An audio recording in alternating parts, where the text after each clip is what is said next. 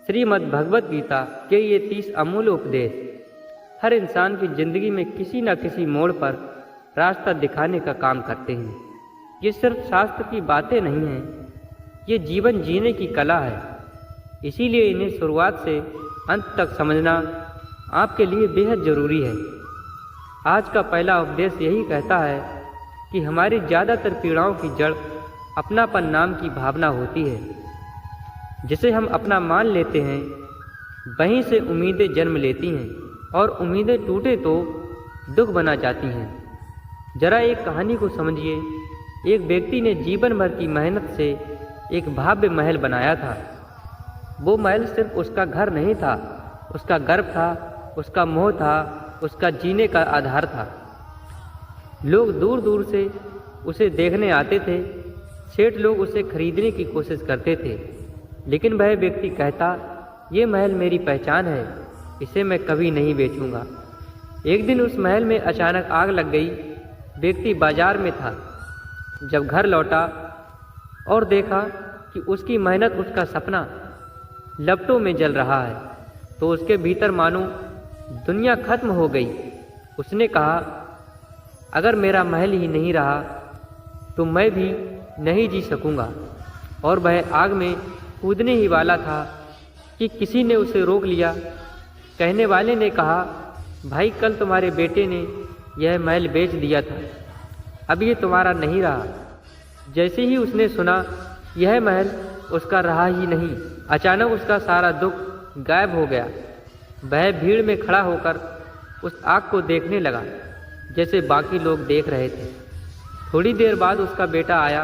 बाप ने उसे गले लगाया और बोला, तूने तो मेरी जान बचा ली।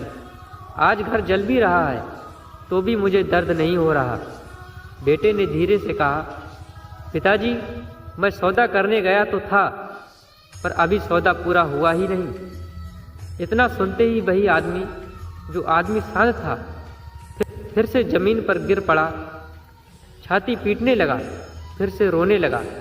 ध्यान दो, महल वही था, आग वही थी, मनुष्य भी वही था, लेकिन फर्क सिर्फ एक चीज ने बनाया, ये मेरा है और ये मेरा नहीं है। जब उसे लगा महल उसका है, दुख असीम था। जब उसे लगा वह उसका नहीं, दुख खत्म हो गया। और जब पता चला कि महल फिर उसका है, वही दुख फिर लौट आया। गीता कहती है, जहाँ मेरा शुरू होता है वहीं से दुख भी शुरू होता है। जब हम किसी व्यक्ति, वस्तु या संबंध को अपनी जीने की वजह बना लेते हैं तो वही चीज़ हमें सबसे ज़्यादा तकलीफ देती है। अब दूसरा उपदेश, सबसे महत्वपूर्ण सिद्धांतों में एक, कर्म का फल हर हाल में मिलेगा, अच्छा हो या बुरा।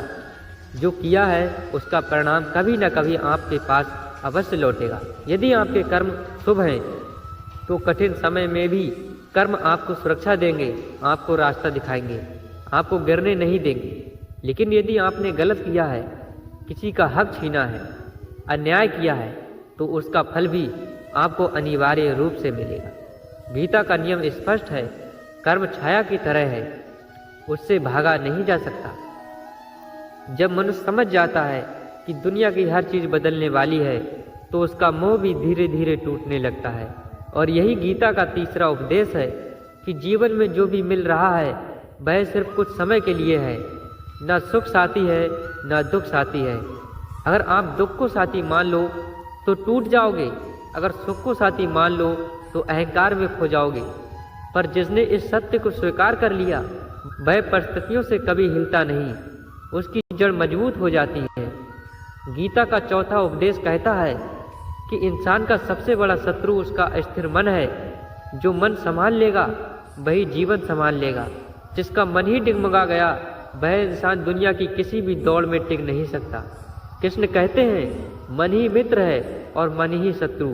अगर आपने अपने मन को सही दिशा दे दी तो वही मन आपको अंधेरे से निकालकर रोशनी की ओर ले जाता है। अब आता है पांचवा उपदेश, किसी इंसान का कर्तव्य ही उसकी सबसे बड़ी पूंजी होती है। कर्म करते रहो, फल की चिंता मत करो, क्योंकि फल की चिंता आपका ध्यान भटकाती है। जिस दिन आप सिर्फ अपना कर्म ईमानदारी से करने लगेंगे, उस दिन सफलता अपने आप आपके कदम चूमेगी। कृष्ण ने अर्जुन से भी यही कहा था, तुम्हारा अधिकार सिर्फ कर्म पर है, फल पर नहीं। छठा उद्देश्य हमें एक गहरा सच सिखाता है कि जीवन में आपका वास्तविक दुश्मन कोई और नहीं, आपकी अपनी इच्छाएं हैं। इच्छाएं बढ़ती जाती हैं और उनके पीछे भागते भागते इंसान अपनी शक्ति खो देता है। जिसने अपनी इच्छाओं पर निरंतर कर लिया उसने आधी दुनिया जीत ली। सातवां उपदेश कि अहंकार विनाश का कारण है। गौरवों का विनाश इसीलिए हुआ क्योंकि दुर्योधन के भीतर अहंकार था, कभी शांत नहीं हुआ। अहंकार इंसान को सही निर्णय लेने नहीं देता और धीरे धीरे वही अहंकार उसे खाई में ढकेल देता है।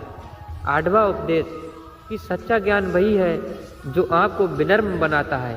जो व्यक्ति सच में ज्ञानी होता है वह कभी ऊंची आवाज में बात नहीं करता, कभी खुद को दूसरों से ऊपर नहीं मानता। ज्ञान इंसान को झुकाना सिखाता है, टूटना नहीं।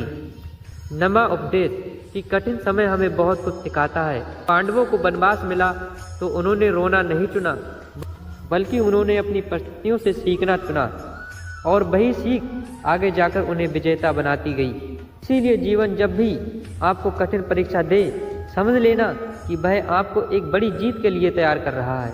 10वां उपदेश कि ईर्ष्या इंसान की सबसे बड़ी कमजोरी है। दुर्योधन खुद दुखी इसीलिए नहीं था क्योंकि उसके पास कम था, वह दुखी इसीलिए था क्योंकि पांडवों के पास ज़्यादा था। ईर्ष्या इंसान को उससे भी दूर कर देती है जो उसके पास पहले मौजूद है। गीता का 11वां उपदेश यही है कि संगत आपका भविष्य तय करती है। सात्विक संगत में मन को शांति देती है, राजसी संगत मन को उलट पुलट कर देती है और तामसी संगत मन को अंधेरे में ले जाती है।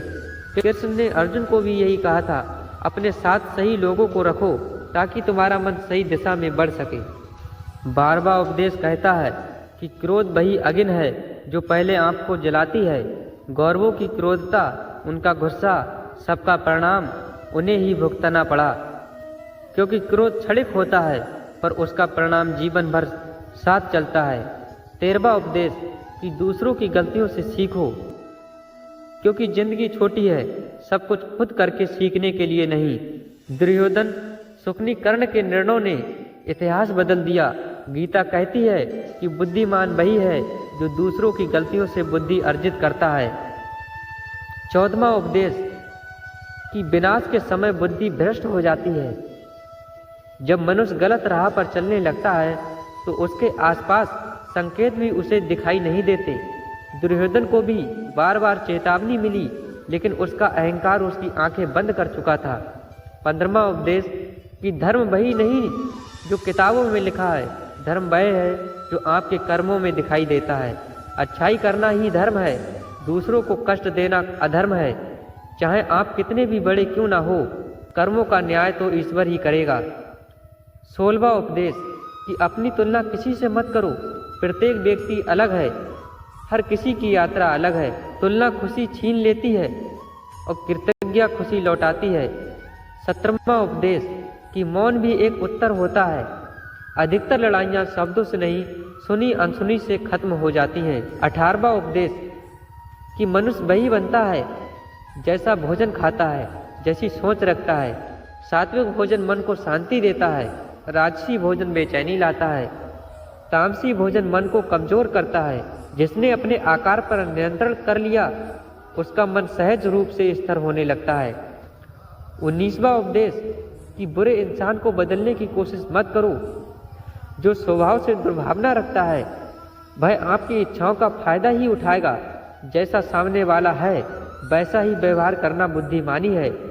और अब आता है 20वां सबसे गहरा, सबसे महत्वपूर्ण उपदेश कि समय ही जीवन है। जो समय की कदर नहीं करता, समय भी उसकी कदर नहीं करता। जो आज का काम कल पर टाल देता है वह अपना कल खुद खराब कर देता है। अगर आप सच में अपनी जिंदगी बदलना चाहते हैं तो गीता को सिर्फ पढ़िए मत, उसे अपनी आदतों में उतारिए। क्योंकि जेब में रखा हुआ ज्ञान बेकार है, पर जीवन में उतारा हुआ ज्ञान किस्मत बदल देता है। तो अगर तुम्हें इस वीडियो को सुनकर अगर लगता हो कि इससे तुम्हारे जीवन में कुछ भी परिवर्तन हुआ है और तुम्हें लगता है कि यह वीडियो तुम्हारे परिवार के सदस्यों में भी जानी चाहिए, तो इसे शेयर करो अपने प्रिय मित्रों के साथ, अपने भाई बहन और दोस्तों के साथ, ताकि उनके भी विचार बदलें, उनकी भी जिंदगी बदले।